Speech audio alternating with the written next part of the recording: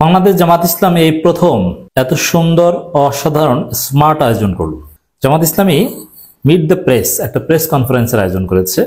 এরকম অভিজাত কোনো হোটেলে উইথ লাঞ্চ, সাংবাদিকদের জন্য লাঞ্চ প্যাকেজ ছিল এবং এরকম ডেকোরেশন স্মার্টলি সংবাদ সম্মেলন করা, এটা জামাত ইসলামী অতীতে কখনো করেনি, এই প্রথম। এবং সংবাদ সম্মেলনে আমিরে জামাতের বক্তব্য ছিল যথেষ্ট গোছালো, মেপে মেপে কথা বলেছেন। আসসালামু আলাইকুম রহমতুল্লাহ। সুপ্রিয় দর্শক, আজকে বাংলাদেশ জামাতে ইসলামী একটা সংবাদ সম্মেলন করেছে, প্রেস কনফারেন্স করেছে, যা রাজনৈতিক অঙ্গনে তোলপাড় সৃষ্টি করেছে, ইতিহাস সৃষ্টি করেছে। দর্শক, এ যাবৎ পর্যন্ত জামাতে ইসলামী যতগুলো প্রেস কনফারেন্স করেছে তার মধ্যে এটা অন্যতম ছিল। তো এখানে অনেকগুলো বিষয় উঠে এসেছে। গতকাল যে জামাতের আমির বলেছেন রমজানের আগে নির্বাচন চাই, এগুলো বিষয় উঠে এসেছে এবং সাংবাদিকেরা স্বাধীনভাবে প্রশ্ন করেছেন এবং আমিরে জামাত তার উত্তর দিয়েছে। তো অনেকগুলো বিষয় এখানে উঠে এসেছে, আমি আর মুখে বলতে চাই না, আমি সরাসরি আপনাদের ভিডিও দেখাতে চাই। তো প্রিয় দর্শক, আপনাদের প্রতি অনুরোধ রইল আপনারা পুরো ভিডিওটা দেখবেন এবং এই সংবাদ সম্মেলনে যে বিষয়গুলো উঠে এসেছে সেই বিষয়ের সাথে আপনারা একমত কিনা তা অবশ্যই কমেন্ট করে জানিয়ে দিবেন। তো দর্শক, বেশি দেরি না করে চলুন আমরা জামাতে ইসলামীর সেই সংবাদ সম্মেলনের ভিডিওটা দেখে আসি। এএফপি নাকি? জি বলেন। আমার নাম সাবিহা, আমি এএফপির ব্যুরো চিফ। আমার আসলে দুটো প্রশ্ন। আপনি একটা করেন প্রথমে প্লিজ দুটো। আপনি একটার মধ্যে যেটাকে মোস্ট প্রেফারেন্সিয়াল সেটা দুটোই খুব জরুরি জানা আমার। আচ্ছা, একটা করেন আগে। না দুটো, ওয়ান বাই ওয়ান। আচ্ছা, যাই হোক, প্রথম প্রশ্নটা হচ্ছে, আপনি বলছিলেন যে আপনারা প্রেফার করছেন ফেব্রুয়ারির মধ্যে ইলেকশন হওয়া, কারণ এরপরে রমজান শুরু হয়ে যাবে এবং আমাদের দেশের ঝড় বৃষ্টির মৌসুমও শুরু হয়ে যাবে, ওই সময় সাধারণত নির্বাচন হয় না। এখন প্রশ্নটা হচ্ছে, আপনার মনে কি এমন শঙ্কা আছে যে যারা ক্ষমতায় আসবে তারা এই জুলাই অভ্যুত্থানের বিচারটা ঠিকমতো করবে না? এটা আমার এক নম্বর প্রশ্ন। এটার সঙ্গে একই সঙ্গে যুক্ত যে আপনি বলছেন যে যা কিছুই হোক সেটা ফেব্রুয়ারি মার্চের মধ্যে হতে হবে, মানে দৃশ্যমান একটা বিচার হতে হবে, না হলে আসলে কোন জায়গায় ইলেকশন যাবে তার কোনো ঠিক ঠিকানা নেই। তো আইসিটি তো একটা ইন্ডিপেন্ডেন্ট বডি, এইভাবে যদি তাদেরকে বলেন যে ফেব্রুয়ারি মার্চের মধ্যে বিচার করতে হবে, সেটা তাদের স্বাধীনভাবে বিচার করার যে ম্যান্ডেট সেটাকে ক্ষতিগ্রস্ত করে কিনা, এটা আমার এক নম্বর প্রশ্ন। আর আমার দুই নম্বর প্রশ্ন হচ্ছে, ইউরোপীয় ইউনিয়নের বিভিন্ন দেশের সঙ্গে আপনি যখন দেখা করেছেন, তারা কি অন্তর্ভুক্তিমূলক নির্বাচনের কথা বলেছে? তারা আওয়ামী লীগের পার্টিসিপেশনের প্রশ্নটা কি তুলেছিল? সেক্ষেত্রে আপনাদের জবাব কি ছিল? এবং যদি আওয়ামী লীগ ইলেকশনে আসে, আপনারা কি ইলেকশন করবেন না তাদের প্রতিহত করবেন? Thank you. খুবই গুরুত্বপূর্ণ দুটি প্রশ্ন করার জন্য আপনাকে ধন্যবাদ। একটি হচ্ছে সংস্কার এবং বিচার নিয়ে, যে আমরা ফেব্রুয়ারি মার্চের মধ্যে আদালতকে বাধ্য করতে পারি কিনা এই বিচার সম্পন্ন করতে। না, আমরা সম্পন্ন করার কথা বলিনি। আমরা বলেছি যে কিছু বিচার হতে হবে দৃশ্যমান, যাতে জাতির মনে আস্থা তৈরি হয় যে বিচারের এই ধারাটা অব্যাহত থাকবে। আপনি বলেছেন পরবর্তী সরকারের ব্যাপারে, এই ব্যাপারে কোনো সন্দেহ আছে কিনা। আমরা আস্থা রাখতে চাই এবং আমরা মনে করি যে সরকারে যারা আসবে তারা জনগণের সমর্থন নিয়ে আসবে, জনগণের পালস বুঝে আসবে, জনগণও তাদেরকে বুঝে গ্রহণ করবে। আমরা বিচারকে বাধ্য করে দিতে পারি না, আমরা বলে দিতে পারি না যে অত তারিখের মধ্যে বিচার সম্পন্ন করতে হবে, তাহলে এটা হবে বিচারের উপর নির্লজ্জ হস্তক্ষেপ, অহেতুক হস্তক্ষেপ। এ অধিকার আমাদের নেই, কিন্তু আমরা দাবি করতে পারি, আমরা মজলুম জনগণ হিসাবে দাবি করতে পারি। দাবির জায়গা আমাদের খোলা, এই দাবি সবাই করে, সকল যুগেই হয়েছে, আমাদেরও দাবি থাকবে। আর আমি এটা বলি নাই যে ফেব্রুয়ারির ভিতরেই ইলেকশন হতে হবে। আমি অনেকগুলা কারণও সেখানে বলেছি যে কেন এই ফেব্রুয়ারিকে চয়েস করা যায়। এরপরে এটা কোরআনের আয়াত নয়, বাস্তবের প্রয়োজনে একটু আগাইতে পারে, একটু পিছাইতে পারে। এর আগেই যদি জাতির প্রত্যাশা পূরণ করে ইলেকশন হয়, তাতে আমার আপত্তি থাকবে কেন? আমার তো আপত্তি থাকার কথা না। আবার যদি এর জন্য আরও একটু সময়ের প্রয়োজন হয়, আমরা 15.5 বছর 16 বছর অপেক্ষা করতে পেরেছি, আরও 1-2 মাস অপেক্ষা করতে পারবো ইনশাআল্লাহ। দেশটা আমাদেরই, ভালোর জন্যই আমরা এটা করব। আপনার নেক্সট কোয়েশ্চন, যে অন্তর্ভুক্তিমূলক নির্বাচন নিয়ে কোনো কথা হয়েছে কিনা? অবশ্যই হয়েছে। আওয়ামী লীগের ব্যাপারে তারা জানতে চেয়েছেন কিনা? হ্যাঁ, চেয়েছে। সবাই চাননি, 2-1টা জায়গায় তারা চেয়েছে।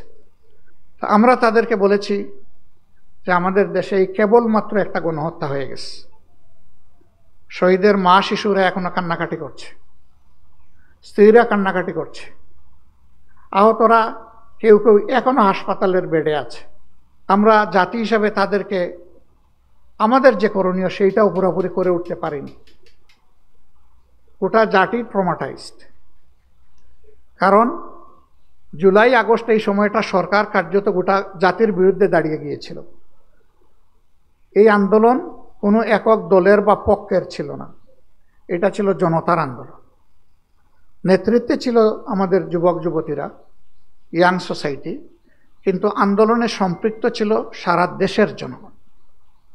অতএব দেশের জনগণের রাজনীতি কার জন্য? রাজনীতি জনগণের জন্য। 2 নম্বর, তারা তো অপার সুযোগ পেয়েছিলেন। তারা একটানা 3টা নির্বাচন তাদের অধীনে করেছেন।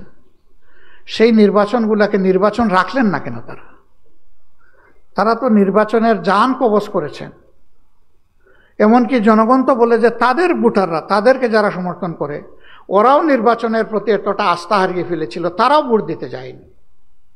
This is fact. তো সেই রকম একটা দলকে এই মুহূর্তেই বাংলাদেশের জনগণ গ্রহণ করবে কিনা এবং আওয়ামী লীগও তাদের মানসিকতা পরিবর্তন করেছে কিনা সেটা বিশাল প্রশ্ন। একথা বলার পরে তারা আর কিছু বলেননি। তারা আর পাল্টা জিজ্ঞেস করেনি এইটা কি ওইটা কি, এখানেই তারা থেমে গেছে। এবং রিয়েলিটি সবাইকে মেনে নিতে হবে। This is reality.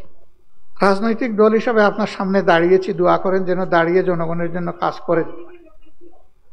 আমাদের অবস্থান আমরা ইতিপূর্বে বহুবার বলেছি, এখন আর নতুন করে বলার দরকার নাই, মিডিয়াতে বলেছি। আসসালামু আলাইকুম মাননীয় আমিরে জামাত। আমি সৈয়দ আবদাল আহমেদ, দৈনিক আমার দেশের নির্বাহী সম্পাদক। আমি প্রথমেই আপনাকে ধন্যবাদ জানাই যে আপনার ইউরোপের ইউনিয়নের দেশগুলো সফরকালে আপনি বাংলাদেশের স্বার্থগুলো এবং আন্তর্জাতিক সমস্যাগুলো তুলে ধরেছেন এবং একটা পজিটিভ আলোচনা আপনাদের হয়েছে। আপনার এই সফরকালে আপনি লন্ডন গিয়েছেন এবং সেখানে অবস্থানরত বাংলাদেশের সাবেক প্রধানমন্ত্রী বিএনপি চেয়ারপারসন বেগম খালেদা জিয়া এবং বিএনপির ভারপ্রাপ্ত চেয়ারম্যান জনাব তারেক রহমানের সঙ্গে আপনার সাক্ষাৎ হয়েছে। আপনারা ইতিমধ্যে বলেছেন যে এটা আপনাদের সৌজন্য সাক্ষাৎ। হ্যাঁ, অবশ্যই।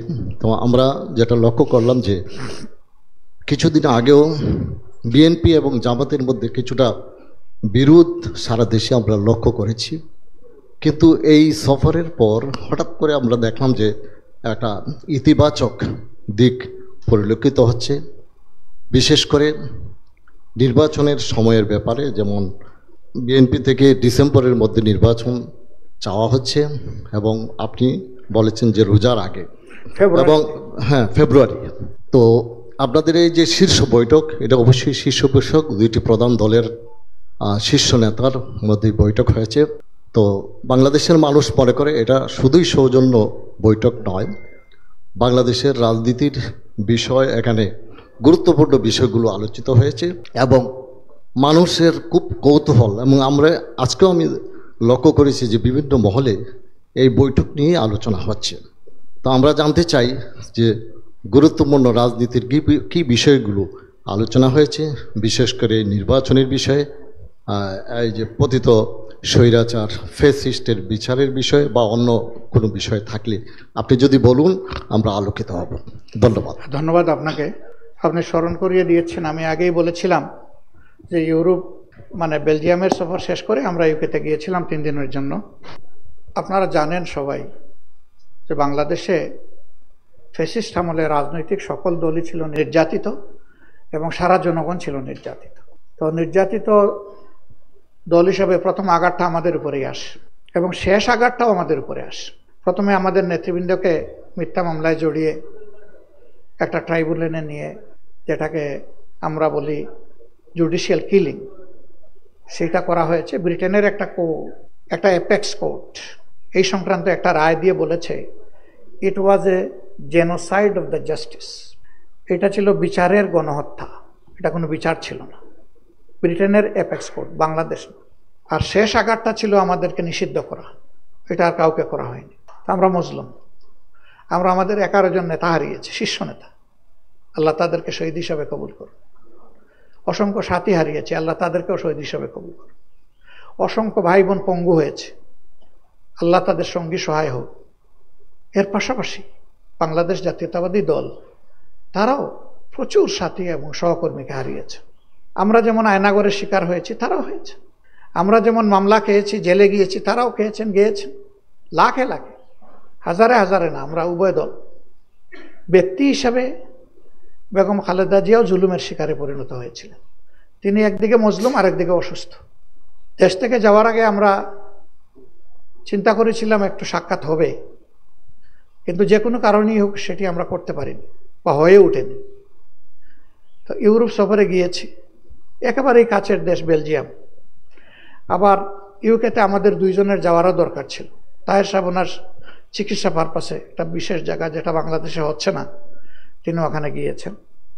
আর আমার একজন পরিবারের সদস্য সেখানে থাকে, তাদেরকে গত সফরে আমি সময় দিতে পারিনি, এবার দিব বলে কথা দিয়েছিলাম, তাই গেলাম 2 দিনের জন্য। আমরা গিয়েছি প্রথমেই উনাকে দেখতে, যে কোনো কাজ শুরু করার আগে লন্ডনে ঢোকার পরে।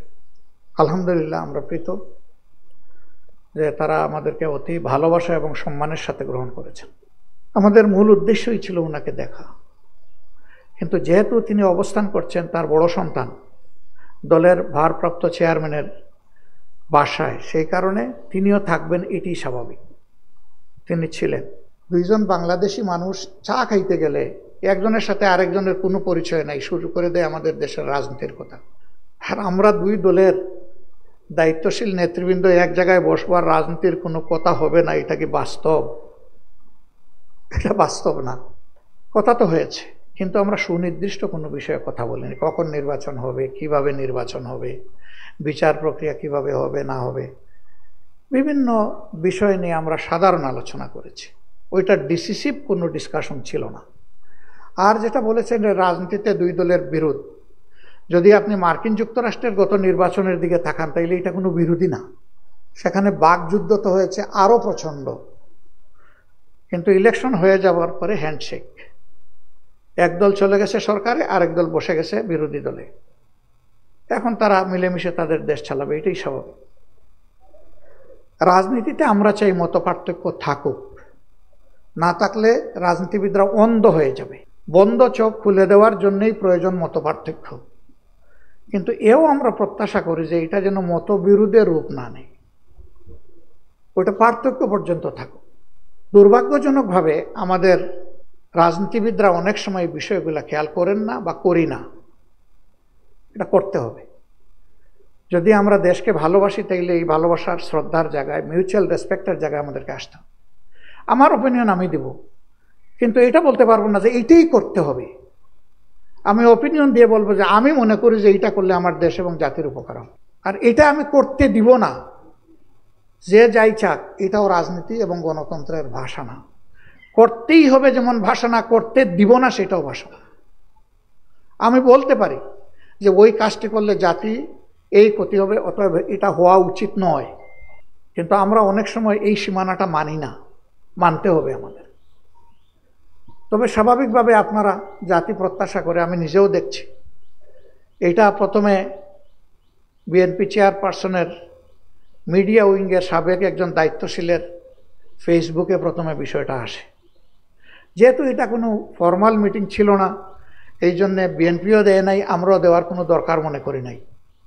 আমাদের ভিজিটের মেইন পারপাসটা ছিল একজন অসুস্থ সম্মানিত সহকর্মীকে দেখা।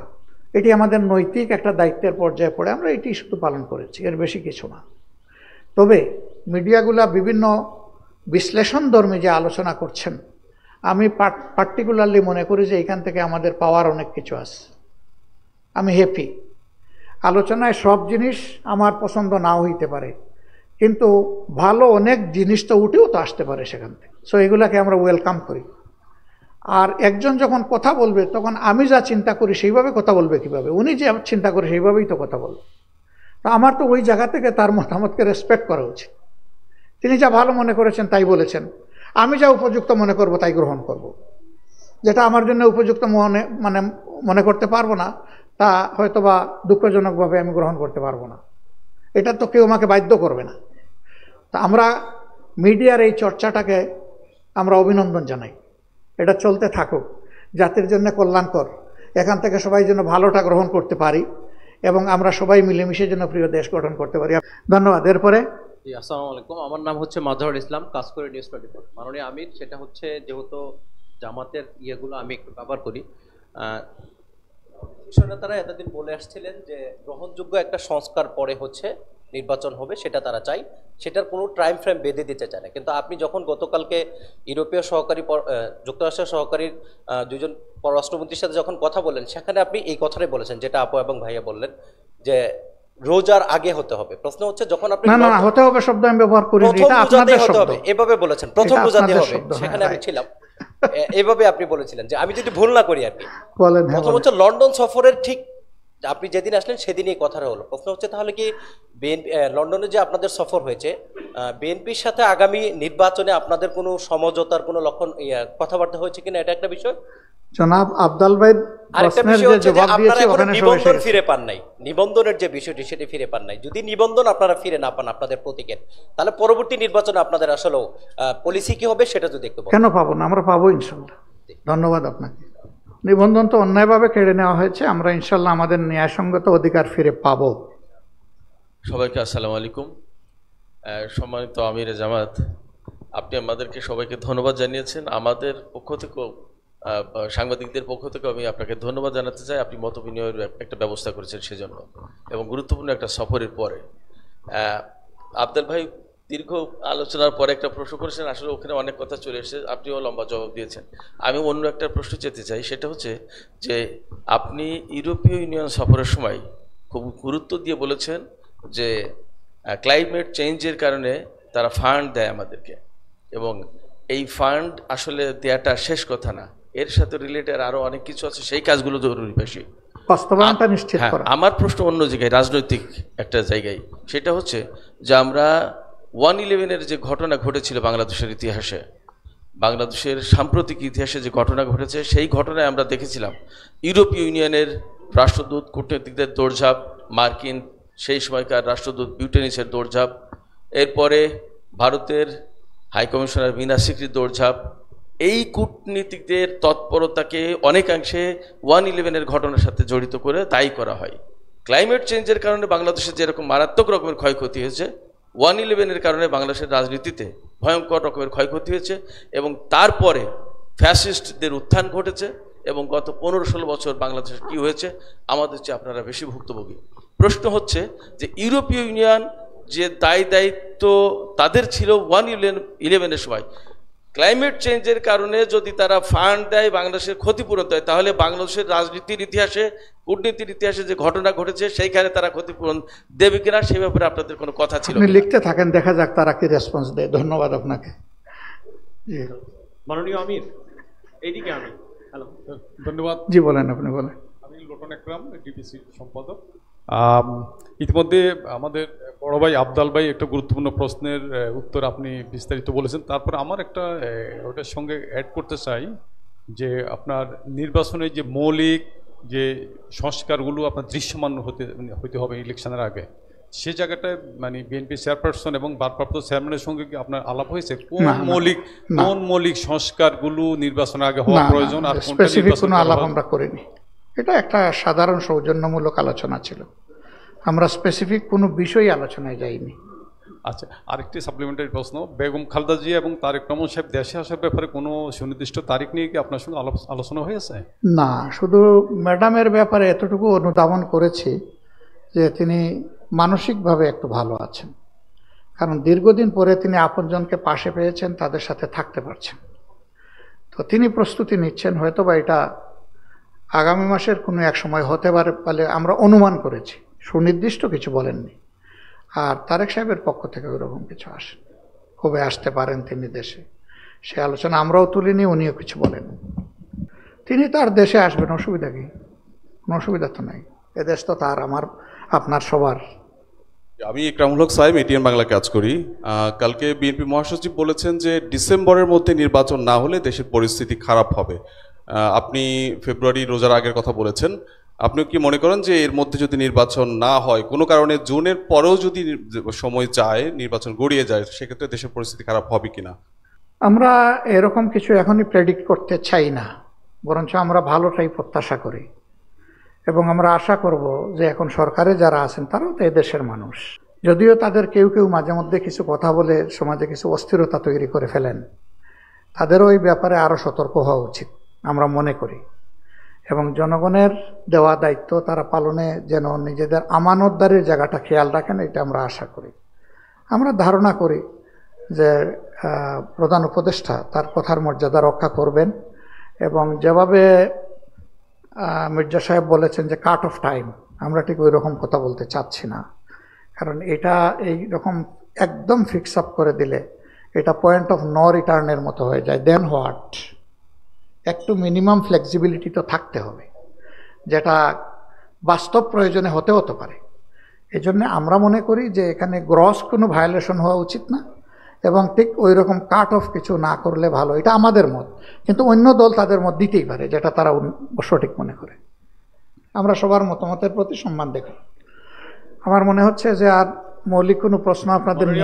আমার শেষ একটা প্রশ্ন, যে বিএনপি কালকে প্রধান উপদেষ্টার সাথে বৈঠক করে বলেছেন যে তারা অসন্তুষ্ট এবং তারা নির্দিষ্ট একটি টাইম ফ্রেম দিয়েছে, ডিসেম্বরের মধ্যে তারা নির্বাচন চায়। আজকে আপনার বক্তব্যে দেখলাম যে আপনি রমজানের কথা বলছিলেন, কিন্তু আজকে সেই অবস্থান থেকে সরে এসেছেন, যদি আমি ভুল না করি, যে আপনি শর্ত যেগুলো দিয়েছেন 3টি গুরুত্বপূর্ণ বিষয় বলেছেন, এবং সেটি না পূরণ হলে নির্বাচন হলে লাভ নেই। তার মানে আপনি আরও সময় দিতে রাজি। বিএনপি অবস্থায় তাদের শরিকদের সাথে আলোচনা করে কর্মসূচিতে যাবে, তো আসলে অবস্থান চেঞ্জ হচ্ছে কি না, যে রাজনৈতিকভাবে এই কর্মসূচিতে যে বিএনপি যাবে তখন আপনাদের অবস্থানটা কি হবে নির্বাচনের দাবিতে? না না, ঠিক আছে, আপনি আপনার পারসেপশন অনুযায়ী কথা বলেছেন। আজকের এই মিটিংয়ে আমি কি সব কথা বলতে পারবো না। এখানে রিলিভেন্ট যতটুকু গুরুত্বপূর্ণ কথা ততটুকু আসবে। আমরা সংস্কারের কথা কি একবারও বাদ দিয়েছি আমাদের বক্তব্যে? কখনো কি বলেছি যে আপাতত সংস্কার দরকার নেই? অথবা কখনো কি বলেছি যে গুরুত্বপূর্ণ সংস্কার ছাড়াও এই নির্বাচন হতে পারে? কখনো তো বলিনি আমরা। একথা কিন্তু আমরা সবসময় বলে এসেছি যে গুরুত্বপূর্ণ সংস্কারগুলো হতে হবে, সব সংস্কার নয়। সংস্কারে আমাদের 41টা পয়েন্ট আছে, আমরা 6টা পয়েন্টের উপরে মাত্র গুরুত্ব দিচ্ছি এখন। আমরা মনে করি না যে ইন্টারিম গভর্নমেন্ট 41টা সংস্কার করতে পারবে, ওইটা নির্বাচিত সরকারের উপরে বর্তাবে। আমাদের দাবিগুলো যদি যৌক্তিক হয়, বিএনপির আছে 31, আমাদের আছে 41, একটা দলের দেখলাম 57 না 58টা আছে, তো সরকারগুলোর কাছে তখন সবাই যার যার সংস্কারের প্রস্তাবনা দিবে। কে কতটুকু করবে এটা তাদের এবিলিটি এবং সদিচ্ছার উপর নির্ভর করবে। সদিচ্ছা একটা বড় জিনিস। আমরা কিন্তু সংস্কার থেকে কোনো সময় সরে আসিনি। আর কালকে আপনি ছিলেন তো, সেখানে ছিলেন না? তো সেখানে তো বৃষ্টি জোর ছিল বোধহয়, এমনকি আমার মাথার উপরে আপনারা ছাতাও একটু কষ্ট করে ভালোবেসে ধরেছিলেন। ওই সময় সব কথাই কি ভাই বলা যায়? ওই সময় সব কথা বলার সময় ছিল না। আমি সরে আসিনি, একটা কথা আর একটা কথার কমপ্লিমেন্টারি, সম্পর্ক, কোনোটাকে কোনোটার থেকে আলাদা করা যাবে না। ধন্যবাদ আপনাদের সবাইকে। জামাতে আমি একটা সর্বশেষ একটা প্রশ্ন করি। আমি মাই টিভিতে আছি, মাই টিভি সিনিয়র রিপোর্টার। একটা বিষয় আমি জানতে চাই, বিগত দিনের রাজনৈতিক পট পরিবর্তনের পর থেকে যে কর্মযোগগুলো আমরা দেখেছি আমাদের চোখে বা আমাদের একদম দৃশ্যমান, এই জায়গাগুলো থেকে দাঁড়িয়ে গতকালকে ইন্টারিম গভর্নমেন্টের একজন আইন উপদেষ্টা উনি বলেছেন যে জুনের মধ্যে নির্বাচন। আমরা আবার প্রধান নির্বাচন কমিশনের সঙ্গে আমরা থাইল্যান্ডেও আমরা কথা বলেছি হোয়াটসঅ্যাপে, তারা বলেছে তারা নির্বাচনের জন্য সমস্ত প্রস্তুত। আপনারা বলছেন স্থানীয় সরকার আগে চান নির্বাচন, কেউ বলছে জাতীয় সংসদ নির্বাচন আগে চান। কিন্তু আমার কথা হচ্ছে, একটু আগে যেমন আপনি বললেন যে আমরা ভোটের জন্য, ভোটের খায়েশে বা দল ক্ষমতা আনার জন্য রাজনীতি করছি না, আমরা জনগণের ভোটাধিকার ফিরিয়ে দিতে গণতন্ত্র প্রতিষ্ঠার জন্য করছেন। তো সেক্ষেত্রে যে হয়ে থাকে জুনের মধ্যে কি আসলে যে নির্বাচনের এজেন্ডা নিয়ে আগাচ্ছে যে বর্তমান যে অন্তর্বর্তীকালীন সরকার এবং নির্বাচন কমিশন, তাতে কি সব রাজনৈতিক দলের কি অংশগ্রহণের সুযোগ আছে? বা যারা ফেসিবাদ বিরোধী ছিল তারাও কিন্তু আসার একটা পায়তারা চলছে, সেই জায়গা থেকে আমাদের অবস্থানটা কি থাকবে? যারা ফেসিবাদ বিরোধী না, যারা ফেসিবাদী ছিল তাদেরও একটা পায়তারা চলছে, এটা বোধহয় বলতে চেয়েছেন আপনি নাকি? জড়িত, হ্যাঁ, তারাও আসার, ওটা দেখা যাবে সময় আসলে। আমরা আগেই বলতে চাই না বাঘ এসেছে, বাঘ এসেছে, যদি কখনো আসে দেখা যাবে। আর এমনিতে যেটা বলেছেন যে এর ভিতরে সব দল, আমি আগেই বলেছি, দেখেন খেয়াল করেন যে রাজনৈতিক দলগুলোর উপরেই এখন মূলত দায়িত্ব বর্তাচ্ছে। জনগণের চাহিদা, মিনিমাম চাহিদার আলোকে যে সংস্কার, সেই সংস্কারে আমরা কিভাবে কতটুকু সহযোগিতা করছি তার উপর নির্ভর করছে এই নির্বাচনের অনুষ্ঠান হওয়ার বিষয়টা। এটা এবং বিচার, এই দুইটা ব্যাপারে মানে সামান্য কোনো এদিক সেদিক করার কোনো সুযোগ নেই, এবং কেউ বলবে না যে আমরা বিচার চাই না, কেউ এটাও বলবে না আমরা সংস্কার চাই না। সবাই বলতেছে সংস্কার চাই। তাহলে এই গুরুত্বপূর্ণ জায়গায় তো আমাদেরকে অবশ্যই আন্তরিকতা নিয়ে এগিয়ে আসতে হবে এবং সহযোগিতা করতে হবে। ধন্যবাদ সবাইকে, আপনারা অ্যাটেন্ড করেছেন এবং আপনারা প্রশ্ন করে আমাদেরকে সহযোগিতা করেছেন। এই জন্যে এখন আমরা আপনাদেরকে ধন্যবাদ জানিয়ে দাওয়াত দিচ্ছি যে ইনশাআল্লাহ আমরা আপনাদের জন্য সামান্য লাঞ্চের আয়োজন করেছি, একটু আমাদের সাথে আপনারা এই লাঞ্চে অংশগ্রহণ করবেন। আমি যে শেষ করে দিয়েছিলাম তাইলে তো ছোট গল্প হয়ে যাবে, শেষ হইয়া হইল না শেষ। বলেন। I am Priyam from Centris Nation. আপনি সামনে আসেন, আপনার কথা হারিয়ে যাচ্ছে। হ্যাঁ বলেন। I'm Priyam from Centris Nation. I wanted to know if there is any potential between a strategic alliance between Jamaat-e-Islam and National Citizens Party. Jamaat Islami NCP. NCP. আপনি রিলেশন কানেকশন এগুলো জানতে চাচ্ছেন? এই পার্টিটা এখনো কিন্তু পুরোপুরি ফর্ম করেনি, তারা ফরমেশনে আসতে যাচ্ছে। এই অবস্থায় এখনই তাদের সম্পর্কে কোনো কিছু বলা আমার পক্ষে সম্ভব না। আমরা দেখতে চাই তারা কিভাবে আসে, আসার পরে সব কিছু বিবেচনা করে অবশ্যই আমরা আমাদের কর্তব্য নির্ধারণ করব। ধন্যবাদ আপনাকে। আমি উনাকে মানে ওমেন্স এম্পাওয়ারমেন্টের দাবি তো এই জন্য উনাকে দিয়েছিলাম। আপনি কি একটু সবর করবেন? একটা আল্লাহু সেটা হলো আপনারা জামাত বিএনপি 4 দলীয় জোটভুক্ত ছিলেন, এরপরে 8 দলীয় জোট, 12 দলীয়, 18 দলীয় জোট হয়েছে। আগামী নির্বাচনে কি জামাত বিএনপিকে আমরা এরকম জোটভুক্ত দেখতে পাবো, কিংবা সেরকম জোটভুক্ত হওয়ার কোনো সম্ভাবনা আছে কিনা, সেরকম কিছু আলোচনা হয়েছে কিনা, এই বিষয়টা একটু ক্লিয়ার হওয়া দরকার। দেশ এবং জাতির স্বার্থ বিবেচনায় রাজনৈতিক দলগুলা কোনো উত্তম সিদ্ধান্ত যে কোনো সময় নিতেই পারে, কিন্তু ইতিমধ্যেই কোনো দলের পক্ষ থেকে পরিষ্কার বলা হয়েছে যে আমরা কোনো রাজনৈতিক জোট করব না। আমরা এখানেই আপাতত থাকি আর অপেক্ষা করতে থাকি। সবাইকে ধন্যবাদ। আসসালামু আলাইকুম। বাংলাদেশ জামাত ইসলামীর আমিরের নেতৃত্বে সম্প্রতি European union, European commission, European council এবং বেলজিয়াম সরকারের বিভিন্ন গুরুত্বপূর্ণ কর্তৃপক্ষের সাথে একটি টিম সাক্ষাৎ করে প্রিয় দেশের জনগণের প্রয়োজন এবং ভালোবাসাকে ধারণ করে আমাদের এই সফর ছিল। সফরটি কার্যত শুরু হয়েছিল বাংলাদেশ থেকে 4 এপ্রিল, আর ব্রাসেলসে এই সফর এবং কার্যক্রম আমরা সমাপ্ত করেছিলাম 10 এপ্রিল। 10 তারিখ বিকালে আমরা ব্রাসেলস থেকে ইউকে যাই এবং 13 তারিখ আমি ফিরে আসি। এ সফরে আমাকে সঙ্গ দিয়েছেন বাংলাদেশ জামাত ইসলামীর অন্যতম নায়েবে আমির, সাবেক MP doctor Syed Abdullah Mohammad Taher. London থেকে আরও 2 জন আমাদের সহকর্মী আমাদের এই টিমে যোগদান করেছিলেন, 2 জন বিশিষ্ট আইনজীবী। ইউরোপে আমাদের স্পোকসম্যান ব্যারিস্টার আবু বকর সিদ্দিক মোল্লা এবং ব্যারিস্টার মাহবুবুল আলম। এ সফরে আমাদের সঙ্গী হয়েছিলেন বাংলাদেশ জামাত ইসলামীর আমিরের foreign affairs adviser professor doctor Mahmudul Hasan Chowdhury. আমাদের এই 5 সদস্য বিশিষ্ট টিমকে আমন্ত্রণ জানিয়েছিলেন ইউরোপিয়ান পার্লামেন্টের সম্মানিত এমইপি, যিনি একই সাথে honourable chairman delegation for relations with the countries of South Asia, mister Serban Dimitrie Sturdza MEP. আমরা তার দাওয়াতেই গিয়েছিলাম এবং বাকি সকল কর্তৃপক্ষ আমাদেরকে ভার্বেলি দাওয়াত জানিয়েছিলেন। এই সফরে আমাদের লক্ষ্য ছিল সভ্য এবং আধুনিক এই বিশ্বের অন্যতম উন্নয়নের প্রাণকেন্দ্র ইউরোপের সাথে আমাদের দেশের সম্পর্ককে ঘনিষ্ঠ করা, নতুন বাংলাদেশের এই সম্ভাবনাকে কাজে লাগিয়ে আমাদের সম্পর্ককে সামনের দিকে এগিয়ে নেওয়া এবং অনন্য একটা উচ্চতায় পৌঁছানোর জন্য বিরামহীন চেষ্টা চালানো। এরই অংশ হিসাবে এই সফর ছিল আমাদের জন্য নয়, আমাদের জাতির জন্য প্রয়োজনীয় এবং গুরুত্বপূর্ণ। কিন্তু নিঃসন্দেহে আমরা সরকারকে প্রতিনিধিত্ব করি না। আমরা একটি দায়িত্বশীল রাজনৈতিক ইসলামী সংগঠন। আমাদের রাজনীতির মূল উপপাদ্যই হচ্ছে জনগণের কল্যাণ, দেশের স্বাধীনতা এবং সার্বভৌমত্বের সাস্টেইনেবিলিটি। এটাকে সামনে রেখেই আমাদের এই ট্যুর ছিল। এই ট্যুরে পর্যায়ক্রমে আমরা 6টি কর্তৃপক্ষের সাথে গুরুত্বপূর্ণ আলোচনায় মিলিত হয়েছি। প্রতিটি মিটিং 1 ঘন্টা থেকে 2.25 ঘন্টা পর্যন্ত স্থায়ী ছিল।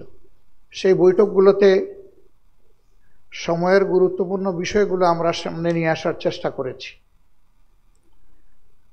প্রথম মিটিংটি আমাদের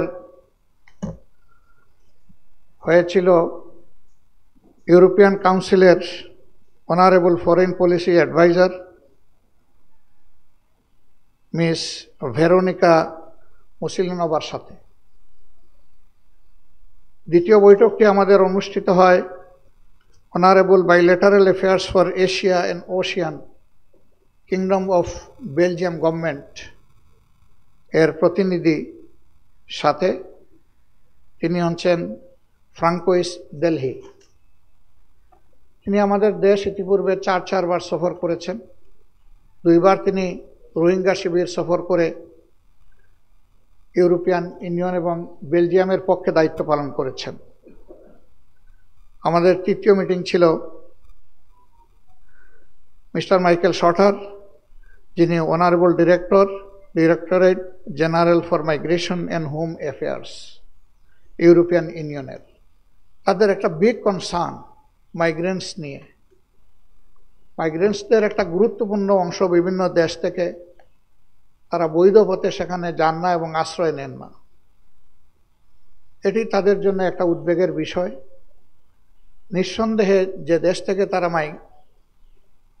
মাইগ্রেশন করেন সেই দেশের জন্য এটা একটা কনসার্নের বিষয়। এই বিষয়গুলো নিয়ে আমরা আলোচনা করেছি। এরপরের মিটিংটি ছিল ইউরোপিয়ান কমিশন এর সাথে আমাদের। সেখানে 3 জন গুরুত্বপূর্ণ ব্যক্তি ছিলেন। তাদের নেতৃত্ব দিয়েছেন মিস্টার চার্লস হুইটলি। পরের মিটিংটি ছিল আমাদের honourable director Belgium economic missions and state visits affairs Rose ডনক।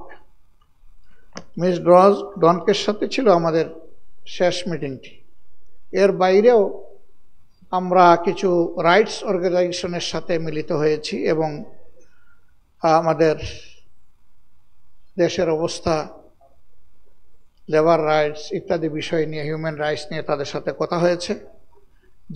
যেহেতু সেগুলো ফর্মাল কোনো মিটিং ছিল না, সেই জন্য আমরা এখানে উল্লেখ করছি না।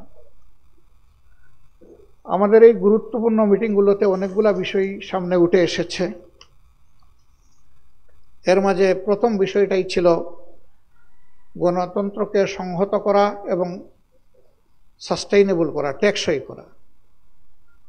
এই ব্যাপারে আমাদের বন্ধুপ্রতিম দেশ এবং ডেভেলপমেন্ট পার্টনার্স যারা আছেন তারা তাদের দেশের অভিজ্ঞতার ভিত্তিতে আমাদেরকে কি সহযোগিতা করতে পারেন। ইউরোপের 26টি দেশ মিলে বর্তমানে ইউরোপিয়ান ইউনিয়ন। একসময় এটি 27টি ছিল। ইউকে এখান থেকে এক্সিট নেওয়ার পরে এখন 26টি দেশ তার সদস্য রাষ্ট্র। অধিকাংশ রাষ্ট্রই আমাদের সাথে ব্যবসা বাণিজ্য, আমাদের এডুকেশন এক্সচেঞ্জ প্রোগ্রাম এবং লেবার এক্সচেঞ্জ প্রোগ্রাম নিয়ে আমাদের সাথে তারা জড়িত। তো এই ক্ষেত্রে আমরা তাদের অভিজ্ঞতার জায়গা থেকে আমরা সহযোগিতা তাদের কাছে চেয়েছি। এর মাঝে গুরুত্বপূর্ণ দেশগুলো, অনেকগুলা দেশ তারা তাদের দেশে পিআর সিস্টেমে নির্বাচন করে থাকেন। নির্বাচনের সেই সিস্টেমগুলো নিয়ে তাদের সাথে আমাদের বিস্তারিত আলোচনা হয়েছে। তাদের অভিজ্ঞতাগুলো আমরা জানার সুযোগ পেয়েছি। তার কোনো মেরিট থাকলে সেই মেরিটগুলা কী কী আছে, আর যদি কোনো ডিমেরিটস থাকে তাহলে সেগুলা কী, আমরা সব বুঝার চেষ্টা করেছি এবং তাদের অভিজ্ঞতা থেকে আমাদের দেশ জাতি যাতে লাভবান হতে পারে, আগামী নির্বাচন যাতে সুষ্ঠু গ্রহণযোগ্য হতে পারে, সেই জন্য আমরা কথাবার্তা বলেছি। পাশাপাশি তাদের দেশগুলো কিভাবে ন্যাশনাল ইউনিটিকে দিন দিন শক্তিশালী অবস্থানে নিয়ে গেল, সে বিষয়গুলো আমরা বোঝার চেষ্টা করেছি। একটা দেশের স্থিতিশীলতা, তার স্বাধীনতা, সার্বভৌমত্ব এবং টেকসই উন্নয়নের জন্য অবশ্যই ফান্ডামেন্টাল কিছু বিষয়ের প্রতি নজর দিতেই হবে।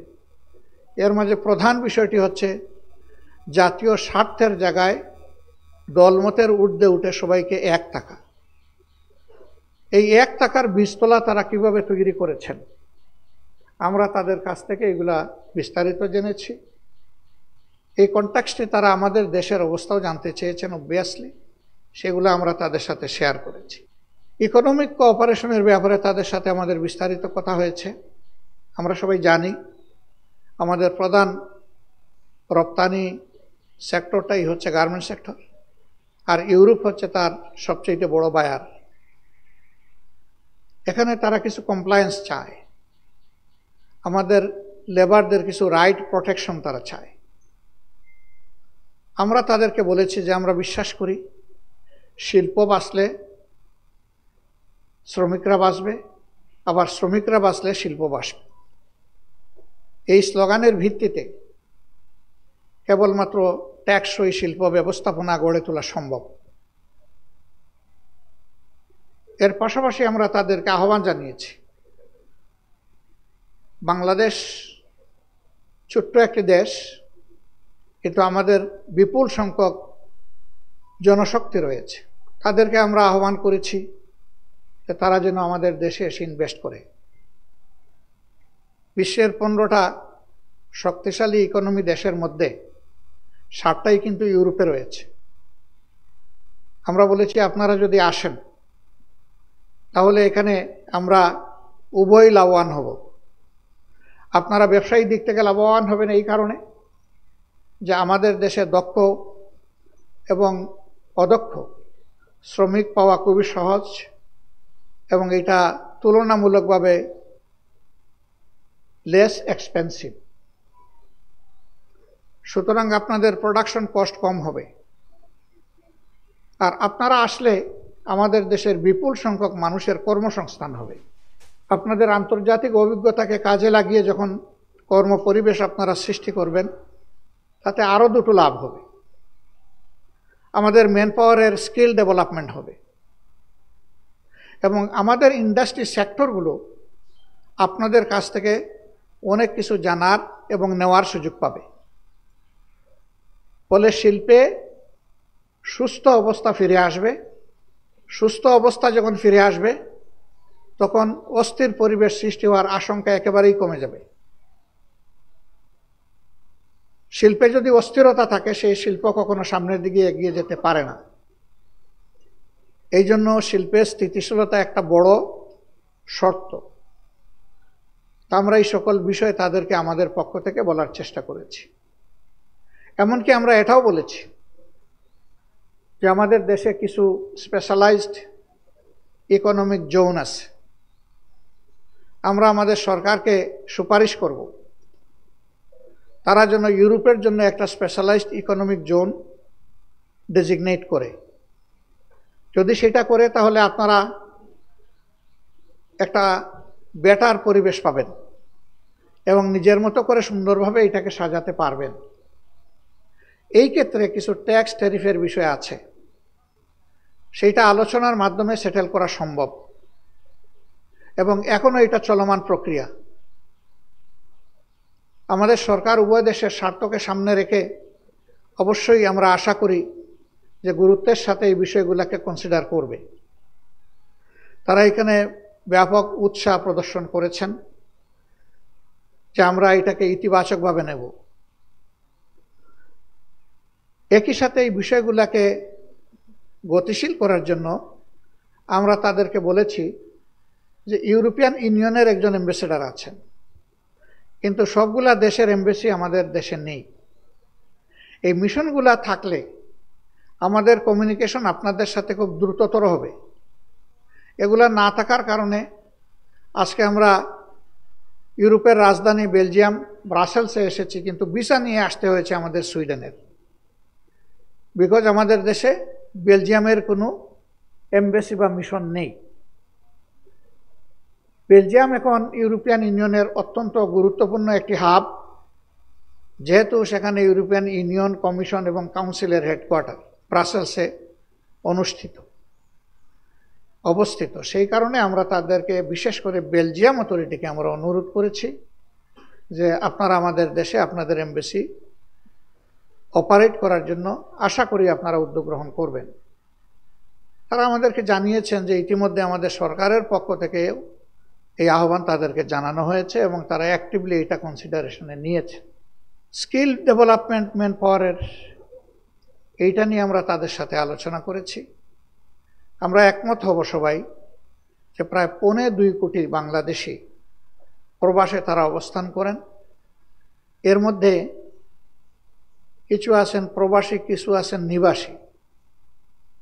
প্রবাসী আমরা পিওরলি তাদেরকে বলি যারা তাদের ডেফিনিট অ্যাসাইনমেন্ট হোক সেটা বিজনেস, লেখাপড়া অথবা কোনো পেশা, এটা শেষ করে তারা দেশে ফিরে আসতে বাধ্য। ওই দেশে তাদের নাগরিকত্ব পাওয়ার অথবা পার্মানেন্ট রেসিডেন্সি পাওয়ার কোনো সম্ভাবনা নেই। কাজেই তারা তাদের আপন দেশেই ফিরে আসেন। এই যারা যান তাদের সংখ্যাই সবচেয়ে বেশি। এই সংখ্যাটা হচ্ছে 80%। বাকি যে 20% আছে তারা আইদার নাগরিকত্ব পেয়েছেন অথবা পাওয়ার প্রক্রিয়ায় তারা আছেন। 80% এই মানুষ যারা, বৃহত্তর অংশ, তাদের আবার 90% হচ্ছে অদক্ষ শ্রেণীর শ্রমিক। এখানে সমস্যা দুটো। তাদের দক্ষতা সুনির্দিষ্ট ক্ষেত্রে না থাকার কারণে তারা খুব ছোট কাজ করেন, কিন্তু কঠোর পরিশ্রম তাদেরকে করতে হয়। এর বিনিময়ে তারা যা আর্ন করেন সেটা নুন আনতে পান্তা ফুরানোর উপক্রম। খেয়ে না খেয়ে 10 ফুট 15 ফুটের একটা রুমে গাদাগাদি করে শিফটিংয়ে 15 জন তাদেরকে বসবাস করতে হয়। যারা মিডল ইস্টের দেশগুলোতে গিয়েছেন, সফর করেছেন, আমাদের এই ভাইদের, হাড় ভাঙ্গা পরিশ্রমকারী ভাইদের অবস্থা স্বচক্ষে দেখার সুযোগ পেয়েছেন। আমি বিশ্বাস করি যাদের সামান্য বিবেক আছে এই অবস্থা দেখার পরে তাদের সকলের চোখ দিয়ে পানি ঝরে। কার্যত তারা মানবেতর জীবনযাপন করেন। কেন? তাদের স্যালারি কম। কেন? তারা অনেকে ঋণদার করে গিয়েছেন। কেন? তাদেরকে দেশে তাদের পরিবারকে লালন পোষণ করতে হয়, ছেলে মেয়েদের লেখাপড়া, বৃদ্ধ মা বাবার চিকিৎসা, ভরণ পোষণ, অন্যান্য সদস্যদের স্বাভাবিক জীবনযাপন, এর পুরা লোড তাদেরকে নিতে হয়। এই জন্যে খুবই খারাপ লাগতো। কোনো জায়গায় গিয়ে দেখি যে ইভিনিং টাইমে কোনো হোটেল ফ্রিতে কিছু খাবার দেয় মানুষকে। এই দৃশ্য দেখার সুযোগ আমার হয়েছে। আমাদের লোকরা সেখানে গিয়ে দাঁড়ায় একটু খাদ্য নেওয়ার জন্য।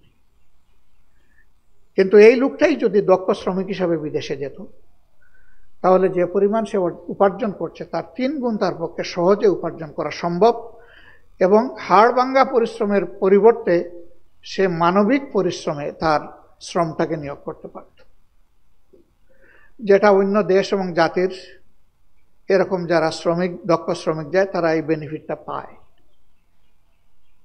দুঃখের বিষয়, আমরা তাদেরকে রিমিটেন্স যোদ্ধা বলি, কিন্তু তাদেরই কেউ যখন মারা যায় তখন এই লাশটা আপন খরচে দেশে আনতে হয়। এই যারা নুন আনতে পান্তা ফুরায়, মুখের গ্রাস স্যাক্রিফাইস করে দেশে পাঠায়, তারা কিন্তু এখানে মারা যাবে আর তার লাশ দেশে আনার জন্য কিছু টাকা সঞ্চয় করে রাখতে হবে, এটা কেউ চিন্তা করে না। সে তো গিয়েছে, আবার তার আপনজনের কাছে সুস্থ হালতে ফিরে আসবে এই আশায়। কিন্তু মারা যাওয়ার পরে লাশ নিয়ে টানাটানি ধাক্কাধাক্কি হয়। হ্যাঁ, যদি সে একজন দক্ষ শ্রমিক হতো, সে এবং তার পরিবার কারো দিকে তাকাতো না, তাদের ন্যাচারাল এবিলিটি বিল্ড আপ হয়ে যেত।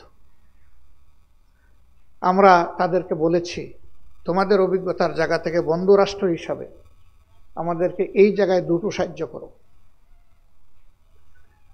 তোমরা কিছু প্রতিষ্ঠান আমাদের দেশে গড়ো, সেই প্রতিষ্ঠানের মাধ্যমে ল্যাঙ্গুয়েজ স্কিল এবং টেকনিক্যাল স্কিল, এই দুইটা জিনিস তোমরা আমাদেরকে প্রোভাইড করো। এতে আমরা লাভবান হব এবং তোমরাও লাভবান হবা। তোমরা বলছো এই অদক্ষ শ্রমিকরা এসে তোমাদেরকে বেশি বেনিফিট দিতে পারছে না, তোমাদের প্রয়োজন দক্ষ শ্রমিকের, তোমরা এখান থেকে ট্রেন্ড আপ লোকগুলাকে নিয়ে যাবা। তোমরা বলছো লোকেরা অবৈধ পথে আমাদের দেশগুলোতে অনুপ্রবেশ করছে, তখন এই দক্ষ লোকগুলো তার নিজের দেশেই কাজ পেয়ে যাবে, তার দক্ষতার কারণে আমার দেশে প্রয়োজন আছে, তখন সে বিদেশে যাওয়ার চিন্তা মাথা থেকে ফেলে দেবে। যারা বিদেশে যায় 5 লাখ, 10 লাখ, 20 লাখ, 50 লাখ খরচ করে যায়, আবার জীবনের ঝুঁকি নিয়ে যায়। এর মাঝে অনেকের জীবন প্রদীপ নীল পানিতে ডুবে যায়, শেষ হয়ে যায়। সাগরে লাশ হয়ে কারোর লাশ ফেরত পাওয়া যায়, কারোটা পাওয়াই যায় না। এটি একটা দেশের জন্য কোনো ভালো খবর নয়, একটা জাতির জন্য এটা ব্যথা এবং বেদনার জায়গা। এইগুলোর সমাধান স্কিল ডেভেলপমেন্টের মাধ্যমে সম্ভব। আমাদের দেশের ল্যান্ড এরিয়া ভেরি স্মল। হ্যাঁ, একটা দেশকে ডেভেলপ করতে হলে 3টা ইন্ডাস্ট্রিতে ইকুয়ালি ফোকাস করতে হয়। ফার্স্ট ইন্ডাস্ট্রি হিউম্যান ইন্ডাস্ট্রি, এই জায়গায় স্কিল ডেভেলপমেন্টের প্রোগ্রাম। আমরা বলি জনসংখ্যা, আমরা এখনো বলতে পারছি না জনশক্তি। স্কিল ডেভেলপমেন্ট প্রোগ্রামের মাধ্যমে সম্ভব জনসংখ্যাকে জনশক্তিতে পরিণত করা। এই বিষয়গুলো নিয়ে আমাদের বিস্তারিত আলোচনা তাদের সাথে হয়েছে এবং তারা আগ্রহ দেখিয়েছেন। এই আগ্রহের জায়গায় আমাদের জায়গা থেকে দাঁড়িয়ে আমরা বাংলাদেশের বর্তমান সরকারকে আহ্বান জানাবো যে এই দরজাগুলা জানালাগুলা খোলার দায়িত্ব সরকারকে নিতে হবে। আপনারা এগিয়ে যান এবং দেশটাকে এগিয়ে যাওয়ার পথে একটা রাস্তায় রেখে আপনারা তারপরে একটা সুষ্ঠু নির্বাচন দিয়ে বিদায় নেন। সম্মানিত ভাইয়েরা, লেবার রাইটস নিয়ে কথা হয়েছে। আমরা স্বীকার করি যে এখানে আমাদের কিছু ঘাটতি রয়ে গেছে বিভিন্ন জায়গায়। মালিকরা যেদিন মনে করবেন যে এই লেবারের শক্তিশালী 2টি হাত ছাড়া আমার কোনো মেশিনের হুইল ঘুরবে না, এদিন তারা লেবারদেরকে সম্মান করতে বাধ্য হবেন। একা মালিক যে কাজ করতে পারবে না, 10,000 শ্রমিক সেটাই তাকে করে দিচ্ছে, এটা যেদিন তার ফিলিং হবে, সেদিন লেবারদের প্রতি মালিকদের মানসিক অনুভূতিটা ভিন্ন হবে এবং সেদিন ভালোবাসা এবং শ্রদ্ধার দৃষ্টিতে তারা দেখবে। আবার আমাদের শ্রমিক বন্ধুরা যেদিন দেখবে যে আমাদের মালিক পক্ষ আমাদেরকে ভালোবাসে, আবার আমাদেরকে সম্মানও করে, আমাদের কাজের অ্যাপ্রিসিয়েশন আমরা পাই, সেদিন তাদের উৎসাহের কারণে প্রতিটি শিল্পক্ষেত্রে উৎপাদন 2 গুণ হারে 3 গুণ হারে বাড়তে থাকবে, কারণ এখানে তার স্বতঃস্ফূর্ততা আছে। তো আমরা এই বিষয়গুলো নিয়েও তাদের সাথে অনেক আলোচনা করেছি যে আপনাদের অভিজ্ঞতাগুলো আমাদেরকে শেয়ার করেন এবং তাদের কিছু এখানে সুপারভাইজারি অথরিটি আছে, আমরা বলছি এটাকে আরও অ্যাক্টিভেট করেন। আমরা আমাদের দেশকে, মানুষকে ভালোবাসি এবং সাস্টেইনেবিলিটির একটা বীজতলা আমরা তৈরি করতে চাই সবাই মিলে। আমরা আমাদের দেশের একটা বিশাল ক্রাইসিস নিয়ে তাদের সাথে শেয়ার করেছি, যেটার পার্টনার তারাও। এটি হচ্ছে 1.6 মিলিয়ন রোহিঙ্গা যারা আমাদের বুকের উপরে আছেন। তারাও মানুষ, আমাদের মতো মানুষ, আমাদের মতো তাদেরও একটা ঠিকানা ছিল। তারা সেখানে খেয়ে বেঁচে চলছিলেন, কিন্তু দুঃখজনকভাবে অত্যন্ত অমানবিকভাবে তাদের উপর আক্রমণ করা হয়েছে, খুন করা হয়েছে, মা বোনদের ইজ্জত নষ্ট করা হয়েছে, তারপরে তাদেরকে তাদের দেশ থেকে তাড়িয়ে দেওয়া হয়েছে। আমরা তাদেরকে আশ্রয় দিচ্ছি মানবিক কারণে। কিন্তু বাংলাদেশ এমনিতেই একটা বিপুল জনসংখ্যার দেশ, সেই দেশের পক্ষে এই ক্রাইসিস মোকাবেলা করা সম্ভব নয়। এখানে পার্টনার হিসাবে ইউরোপিয়ান ইউনিয়ন গুরুত্বপূর্ণ রোল প্লে করে। আমরা বলেছি এটা কোনো সমাধান নয়। তাদেরকে কিছু ফুড সাপ্লাই দিলাম, কিছু ট্রিটমেন্টের ব্যবস্থা করে দিলাম, অতি নগণ্য কিছু শিক্ষার ব্যবস্থা করে দিলাম, আর টেম্পোরারি শেডের নিচে তাদেরকে গাদাগাদি করে আশ্রয় দিলাম। এটা অনেকটা কনসেন্ট্রেশন ক্যাম্পের মতো। এটি মানবিক জীবন নয়, এ জীবন অমানবিক। এর সমাধান হচ্ছে তাদেরকে তাদের দেশে সম্মান এবং সিকিউরিটির সাথে ফিরিয়ে দেওয়া। এটি বাংলাদেশ একা পারবে না, এখানে ইন্টারন্যাশনাল কমিউনিটির সহযোগিতা লাগবে বড় মাত্রার। আমরা তাদেরকে বলেছি যে উদ্যোক্তা হয়ে আপনারা ভূমিকা নেবেন, আমরা আশা করি। জাতিসংঘ এবং বিশ্বের বিবেকবান দেশগুলোকে সঙ্গে নিয়ে আপনারা আমাদের পাশে দাঁড়ান। যদি ইউনাইটেড এফোর্টস এই ব্যাপারে থাকে, মায়ানমার বাধ্য হবে এই লোকগুলার অধিকার তাদেরকে ফিরিয়ে দিতে, এবং বাংলাদেশ একটা রিলিফও পাবে এখানে। তবে এই খেদমতের সুযোগ পেয়ে আমরা বিরক্ত নই, বরঞ্চ আমরা আল্লাহর শুকরিয়া আদায় করি যে আমরাও নির্যাতিত জাতি, কাজেই মজলুমদের দুঃখ মজলুমরাই বুঝে। এই যে মজলুমদেরকে আমাদের বুকে আমরা আশ্রয় দিতে পেরেছি, এই জন্য আমরা আল্লাহর শুকরিয়া আদায় করি। সম্মানিত ভাইরা, আমরা ক্লাইমেট চেঞ্জ নিয়ে তাদের সাথে কথা বলেছি। আমরা সবাই জানি আমাদের দেশ উন্নত বিশ্বের বর্জ্যের একটি দুষ্ট প্রক্রিয়ার ক্ষতির মধ্যে রয়েছে। আমরা এইখানে এই জলবায়ু পরিবর্তনের কারণে যে সাফারিংগুলো আমাদের হচ্ছে, দায় কিন্তু উন্নত বিশ্বের যারা এই সাফারিংয়ের কারণ। আমরা বলেছি যে এই ব্যাপারে শুধু ফান্ড প্লেস করাই যথেষ্ট নয়, ফান্ডের দায়িত্ব তো নিতে হবে, কারণ ওনারাই এগুলা করছেন। পাশাপাশি তাদের সুপারভিশনটা যেন শক্তিশালী হয়। আমরা কি দেখি, জলবায়ু পরিবর্তনের যে ইফেক্টগুলা, এগুলাকে মোকাবেলা করার জন্য প্রতি বছর বেশ ফান্ড আসে, কিন্তু সেই ফান্ডগুলা যথাযথভাবে কাজে লাগে না, বেশিরভাগ ক্ষেত্রেই লুটপাট হয়। যদি এগুলা কাজে লাগতো তাহলে বিভিন্ন জায়গায় এখন যে ক্রনিক সমস্যা হয়ে আছে, যেমন সাতক্ষীরা অঞ্চলে যে বাঁধটা ভেঙে গেছে, আইলা থেকে শুরু করে 8টা বছর হয়ে গেল, সে বাঁধ এখনও কিন্তু রিপেয়ার করা হলো না। বছর বছর তারা আতঙ্কে থাকে, বর্ষা নামলেই তারা একটা আতঙ্কের মধ্যে দিন কাটায়, কখন আমাদের গোয়ার বাড়ি ভেসে যাবে। এরকম আরও দেশের অনেক জায়গায় প্রবলেম প্রিভেইল করছে। এটার সমাধান হতো যদি ফান্ডগুলার সদ্ব্যবহার হতো। আমরা বলেছি ফান্ডও দিবা এবং সদ্ব্যবহার নিশ্চিতকরণে আমাদের সাথে তোমরা একসাথে কাজ করবা, তাহলে আমরা এখানে আরও বেশি লাভবান হব। তারা আমাদের দেশে নির্বাচন নিয়ে জানতে চেয়েছেন, যে এই নির্বাচন কিভাবে হবে, কখন হবে। আমরা বলেছি যে অনেক ত্যাগ এবং চেষ্টার বিনিময়ে যে পরিবেশ এসেছে, এই পরিবেশ 3টা ম্যান্ডেটরি জিনিস দাবি করছে। নাম্বার 1, দৃশ্যমান গ্রহণযোগ্য মৌলিক সংস্কার। কিছু জায়গা আমরা সুনির্দিষ্ট মেনশন করেছি, যেটা ইতিপূর্বে আপনাদের সামনে আমরা দিয়েছি, জাতির সামনে আমরা পেশ করে যাচ্ছি। এ বিষয়ে আমাদের সুনির্দিষ্ট প্রস্তাবনা সংশ্লিষ্ট কমিশনগুলোর কাছে আমরা জমা দিয়েছি। আমাদের সাথে তাদের সেশন হবে। আমরা বলেছি যে এই সংস্কারগুলো সাধন না করে যে নির্বাচন হবে, এই নির্বাচন গণতন্ত্রের কোনো ভিত্তি রচনা করতে পারবে না। বরঞ্চ অতীতের নির্বাচন, যে নির্বাচনগুলো দেশ এবং জাতির কাছে, বিশ্বের কাছে মোটেই গ্রহণযোগ্য হয়নি, সেরকম হয়তো বা আরেকটি খারাপ নির্বাচন হবে। আমরা ওই নির্বাচন চাই না। হাজার প্রাণের বিনিময়ে, হাজারো হাজার মানুষের পঙ্গুত্বের বিনিময়ে, আহত হওয়ার বিনিময়ে, রক্তের বিনিময়ে যে পরিবর্তন এসেছে, সেই পরিবর্তনে অবশ্যই সংস্কার সাধন করতে হবে। এই সংস্কার কারা করবে? সংস্কারের প্রধান অংশীজন হচ্ছে রাজনৈতিক দলগুলো। রাজনৈতিক দলগুলা যত তাড়াতাড়ি এবং যত আন্তরিকভাবে সংস্কারের সহযোগিতা করবে, তত তাড়াতাড়ি নির্বাচনের পরিবেশ তৈরি হবে। এই সংস্কারে যদি সহযোগিতার ঘাটতি থাকে কিংবা সংস্কার যদি না হয়, তাহলে দেশের মানুষের যে আকাঙ্ক্ষা, যে প্রত্যাশা, যে দাবি, যে সংস্কারের মধ্য দিয়ে নির্বাচনের সুষ্ঠু পরিবেশ তৈরি করা হোক, সে দাবি পূরণ না হওয়ার কারণে নির্বাচন অনিশ্চিত হয়ে পড়বে এবং তার দায় রাজনৈতিক দলগুলোকে নিতে হবে।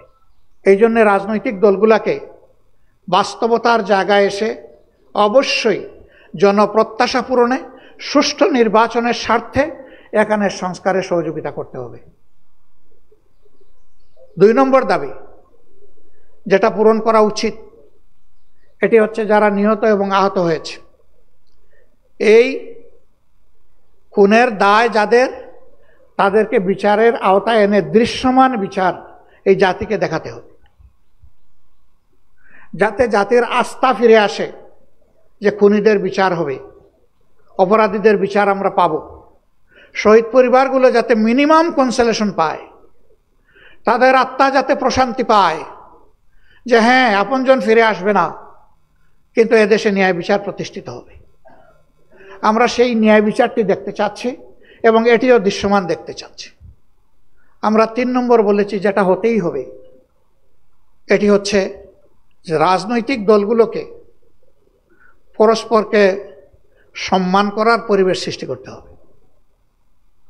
আমি জিতে গেলে নির্বাচন সুষ্ঠু, হেরে গেলে দুষ্ট, এই মানসিকতা থেকে বের হয়ে আসতে হবে।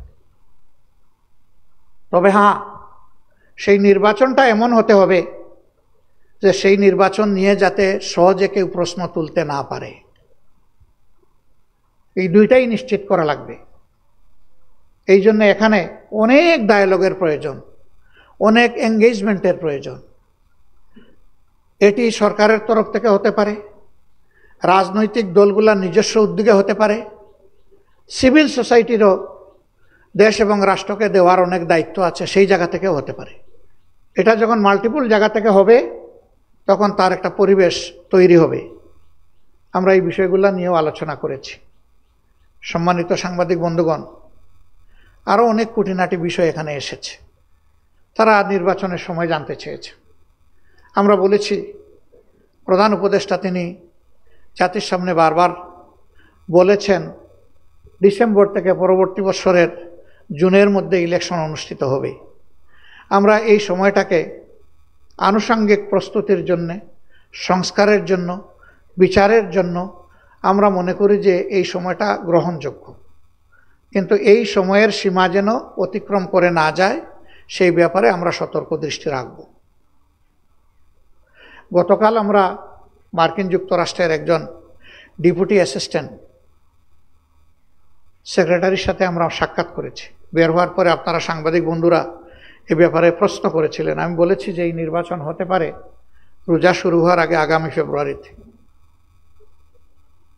আমি আবারও বলছি, এটা তখনই হতে পারে যখন এই শর্তগুলো পূরণ হবে। এই শর্ত পূরণ ছাড়া কিন্তু ওই মার্চ ফেব্রুয়ারি কোনো কিছুই ঠিক থাকবে কিনা আল্লাহই ভালো জানে। এই জন্য আমরা সিনসিয়ারলি যারা চাচ্ছি দেশে জনগণের গণতন্ত্র ফিরে আসুক, তাদের সকলকে আন্তরিক সহযোগিতায় এগিয়ে আসতে হবে। আমরা প্রস্তুত, সকল ধরনের সহযোগিতার জন্য আমাদের দল প্রস্তুত। আমরা আমাদের বন্ধু সংগঠন সবাইকে আহ্বান জানাবো, আসুন সবাই আমরা এগিয়ে যাই। আমাদের কর্মকাণ্ডই প্রমাণ করবে যে আমরা কতটা আন্তরিক এই বিষয়ে। জনগণ তখন দেখতে পারবে, বাস বিবেচনা করবে। আর জনগণের ইচ্ছার উপর আমরা বিষয়টাকে ছেড়ে দিই, আগামী নির্বাচনে কাকে তারা সিলেক্ট করবে। তারা অতীত দেখবে, দলগুলার ম্যানিফেস্টো দেখবে, বর্তমান কর্মকাণ্ড বিবেচনায় নিবে, নিয়ে ভবিষ্যতে কার কাছ থেকে কি পেতে পারে সেই আশা নিয়ে তারা যে প্রত্যাশা, যে স্বপ্ন অন্তরে লালন করে। আমাদের বীররা জীবন দেওয়ার আগে তারা যে স্লোগান দিয়ে গেছে যে we want justice, we never support any disparity, সেই রকম একটা সমাজ কারা তাদেরকে উপহার দিতে পারবে, এই বিবেচনার ভার আসুন আমরা সবাই মিলে আস্থা রেখে জনগণের উপর ছেড়ে দিই। Let be people to decide the matter, not we people. আমরা এটা বলবো না যে আমাকেই ক্ষমতায় যেতে হবে। আমরা বলবো জনগণের ইচ্ছার আলোকে জনগণ যাদের উপর আস্থা রাখবে তারা দেশ শাসন করবে, বাকিরা বিরোধী দলে বসবে এবং তারা সরকারি দলকে ন্যায়সঙ্গত কাজে সহযোগিতা করবে, অন্যায় এবং জনগণের ক্ষতি হয় এমন সকল কাজে প্রতিবাদ করবে, প্রয়োজনে প্রতিরোধ গড়ে তুলবে। This is duty and beauty of democracy. আমরা ইনশাল্লাহ সেদিকে এগিয়ে যাব। আমরা জানি সাংবাদিক বন্ধুদের জন্য এই সময়টা একটু ক্রিটিক্যাল। সারা রাত কাজ করে দিনের বেলা একটু মেশিনটাকে রিচার্জ না করলে কেমনে হবে, এই জন্য একটু বিশ্রামের সময় এটা। এই সময় স্যাক্রিফাইস করে কষ্ট করে আপনারা এসেছেন, আমাদের কথাগুলো শুনেছেন, মনোযোগ দিয়ে শুনেছেন, সহযোগিতা করেছেন, এবং আমরা আপনারা সবাই মিলে আমরা এ দেশ আমাদের, এ জাতি আমাদের। এই জাতি দুইটা সেকশনের কাছে বড়ই প্রত্যাশা রাখে, একটি হচ্ছে রাজনীতিবিদ আর একটি হচ্ছে মিডিয়া জগৎ। এই দুই পক্ষই শুধু তাদের দায়িত্ব চারদিক থেকে জাতিকে দেখা, 4D ডাইমেনশনে দেখা, যাতে কোনো কিছু এসকেপ করে না যায় আমাদের দেখা থেকে। এই দুই পক্ষের বোঝাপড়া এবং পারস্পরিক সহযোগিতা যত শক্তিশালী হবে, প্রিয় দেশ ততই ভালো হয়ে উঠবে এবং বিশ্বের বুকে আমরা একটা মর্যাদাবান জাতি হিসাবে ইনশাআল্লাহ প্রতিষ্ঠা লাভ করতে পারব। এমন একটি সোনালী প্রত্যাশা বুকে নিয়ে আমরা আজকের মতো আমাদের এই বক্তব্য এখানেই শেষ করছি। আল্লাহ যেন অপার সম্ভাবনার এই বাংলাদেশকে গড়ে তোলার শক্তি মিলেমিশে ঐক্যবদ্ধ হয়ে আমাদেরকে পালন করার তৌফিক দান করেন। সবাইকে আবারও ধন্যবাদ, অনেক ধন্যবাদ। আসসালামু আলাইকুম রহমতুল্লাহ। দর্শক, আপনারা জামাতে ইসলামের প্রেস কনফারেন্সের সেই পুরো ভিডিওটা দেখলেন। তো আজকের এই ভিডিওটা আপনাদের কাছে কেমন লেগেছে তা অবশ্যই কমেন্ট করে জানিয়ে দেবেন, আর ভিডিওটা ভালো লাগলে শেয়ার করবেন। সকলকে ধন্যবাদ। আসসালামু আলাইকুম রহমতুল্লাহ।